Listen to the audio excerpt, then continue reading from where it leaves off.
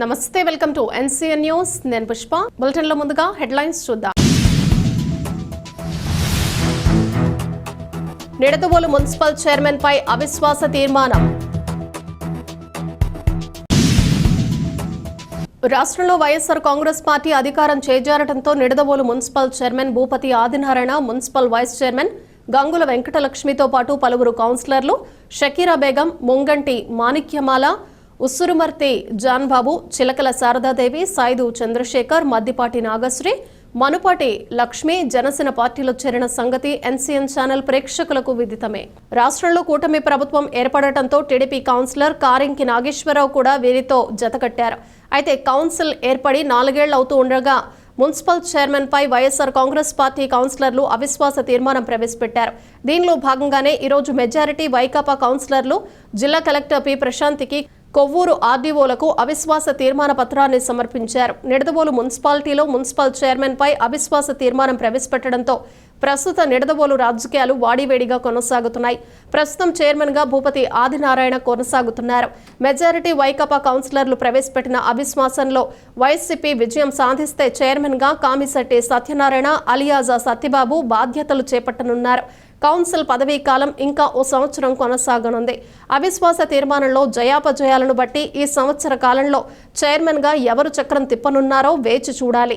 రాజకీయ ఎత్తుగడలతో ఇరు పార్టీలు ఒకరికి ఒకరు ఎత్తులకు పై ఎత్తులు వేస్తూ తమదైన స్టైల్లో ముందుకు సాగిపోతున్నారు. ఈ నేపథ్యంలో వైఎస్ఆర్ కాంగ్రెస్ పార్టీ కార్యాలయంలో ఈరోజు వైకాపా పార్టీ శ్రేణులు ప్రెస్ మీట్ నిర్వహించారు. అవిశ్వాస తీర్మానం పెట్టడానికి అసలు కారణం వారి మాటల్లోనే విందాం.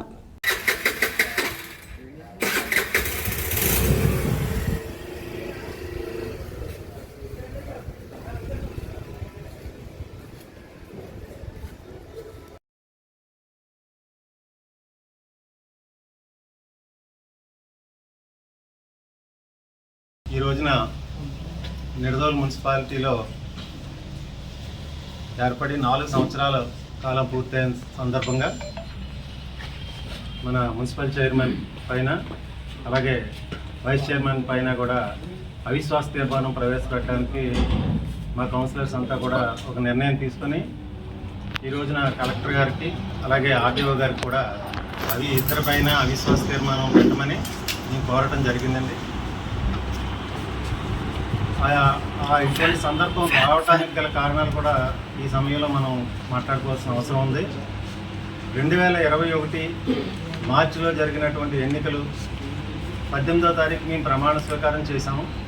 18వ తారీఖు ప్రమాణ స్వీకారం చేయడానికి ముందే ఇక్కడ నిడదవోలు పట్టణంలో 28 వార్డులకు గాను 27 వార్డులు వైఎస్ఆర్సీపీ చేజిక్కించుకోవడం జరిగింది. అది మీ అందరికీ తెలిసినటువంటి విషయం. 27 మంది కౌన్సిలర్స్ కూడా అందరం కలిసి ఒక మాట మీద ఎంఓయూ రాసుకోవడం జరిగిందండి. మెమరాండం ఆఫ్ అండర్స్టాండింగ్ మీద అందరూ కూడా 27 మంది సభ్యులు సంతకాలు చేసుకొని ఆ రోజున ఒప్పందం 2.5 సంవత్సరాలు ముందుగా భూపతి ఆదినారాయణ గారు చైర్మన్ చేయడానికి, తర్వాత 2.5 సంవత్సరాలు నేను కంటిన్యూ చేయడానికి, అలాగ ఒప్పందం కూడా జరగడం జరిగింది. దానికి 27 మంది సంతకాలు చేసుకోవడం జరిగింది. అలాగే జరుగుతున్న ఉద్దేశంతోనే మేము అందరం కూడా కలిసికట్టుగా ప్రయాణం చేయడం జరిగింది. 2.5 సంవత్సరాలు అనుకోకుండా సెప్టెంబర్ 2023తో పదవీకాలం ముగిసిన సందర్భంగా ఆ టైంకి నాకు అనారోగ్యం కారణంగా నేను ఒక సంవత్సరం పాటు సుమారు 6 నెలల పాటు హాస్పిటల్లో, తర్వాత ఒక 4 నెలలు రెస్ట్ తీసుకోవడంలో ఆయన్నే కంటిన్యూ చేయమని మేమందరం కూడా మా ఎమ్మెల్యే గారు మేము కూడా కోరటం జరిగింది. తదనంతరం ఎన్నికలు రావటం, ఆ ఎన్నికల తదనంతరం ఈ రాష్ట్రంలో మా వైఎస్ఆర్సీపీ పార్టీ రాకపోవటం, కూటమి ప్రభుత్వం ఏర్పాటు జరగడంతో అప్పుడు ఈ ప్రభుత్వం ఏర్పాటు జరిగిన తర్వాతకి అలాగే మా నుంచి 9 మంది కౌన్సిలర్స్ జనసేన పార్టీలో చేరడానికి మధ్యలో కూడా ఒక ప్రెస్ మీట్ ఇదే చైర్మన్ గారు ప్రెస్ మీట్ పెట్టడం జరిగింది. ఆ రోజున ఆయన చెప్పిన మాటలు మా ఎవరైతే శాసనసభ్యులు ఉన్నారో వారికి, ఆ చైర్మన్ గారికి ఒక ఆర్థిక లావాదేవీలు ఉన్నాయని, ఆర్థిక లావాదేవీలు క్లియర్ అయిన వెంటనే నేను రాజీనామా చేస్తాను, రాజీనామా చేసిన వెంటనే సత్యబాబు గారిని చైర్మన్ చేయడానికి ఒప్పందం ఇబ్బంది ఏమీ లేదు అని చెప్పేసి సభాముఖంగా ప్రెస్ మీట్ పత్రికా విలేకరుల ముఖంగా కూడా చెప్పడం జరిగింది.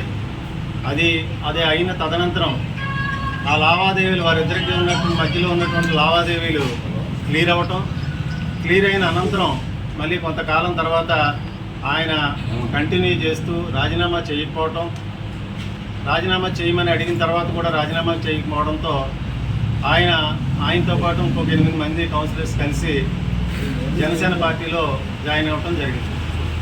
అయితే ఏదైతే ప్రభుత్వం ఇది సమయాన్ని 4 సంవత్సరాలు పూర్తి కాలం అయిన తర్వాత కానీ అవిశ్వాసం పెట్టకూడదని ఒకే ఒక రూల్ ప్రకారం మార్చి 18తో 4 సంవత్సరాలు పూర్తయిన సందర్భంగా మేమందరం కూడా అవిశ్వాస తీర్మానం పెట్టడానికి నిశ్చయం చేసుకొని మిగతా 18 మంది కౌన్సిలర్స్ మేము అవిశ్వాస తీర్మానం పెట్టాలని నిర్ణయం తీసుకొని ఈ రోజున కలెక్టర్ గారికి కలవటం, కలెక్టర్ గారికి అవిశ్వాస తీర్మాన కాపీలు ఇవ్వటం, ఆయా కాపీలని మీకు అందించడం కూడా జరిగింది. ఎందుకంటే మేము అడిగేది నిడదవోలు పట్టణం ప్రజలందరికీ తెలుసు ఏం జరిగింది, 2021 మున్సిపల్ ఎన్నికల్లో ఏం జరిగింది, అలా జరిగింది. ప్రజలందరూ మా మీద విశ్వాసంతో అత్యధిక మెజార్టీలు ఇచ్చి మమ్మల్ని అందరినీ కూడా ప్రజా సమస్యల మీద పోరాడమని, అలాగే మున్సిపాలిటీ అభివృద్ధి, పట్టణ అభివృద్ధికి దోహదపడమని మమ్మల్ని అందరినీ కూడా పంపడం జరిగింది. అయితే ఇది ప్రత్యక్షంగా మేమేదో పార్టీలకు అతీతంగానో మేము పార్టీల మీద దెబ్బలాడడానికో ఒక తెలుగుదేశం పార్టీ మీద ఒక జనసేన పార్టీకి సంబంధించిన విషయం కాదు. ఇది మా అంతర్గత విషయంగా మేము ఈ రోజున మాట్లాడగలుగుతున్నాం. ఎందుకంటే ఆ రోజున ఏదైతే ఒప్పుదల ఒప్పందం రాసుకున్నామో ఆ ఒప్పుదల ఒప్పందం ప్రకారమే మాట్లాడుతున్నాం తప్ప మేమేదో అన్యాక్రాంతంగా మాకు పదవి ఇవ్వాలని కానీ వాళ్ళ పార్టీ మారారని కానీ ఆలోచన మాకు లేదు. కాబట్టి ప్రజలందరూ నిడదవోలు పట్టణ ప్రజలందరూ కూడా గమనించాలి.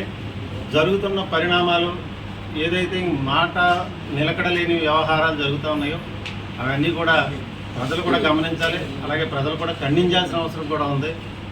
ఎందుకంటే భవిష్యత్తులో రాజకీయాల పట్ల ప్రజలకు ఏ రకమైనటువంటి చెడు ఉద్దేశాలు ఉండకూడదంటే ఏదైతే మాట అనుకున్నామో ఆ మాట ప్రకారం ప్రజలందరూ కూడా ప్రజలు ఎదురు చూస్తూ ఉంటారు. ఆ మాట ప్రకారం నాయకులు నిలబడాలని,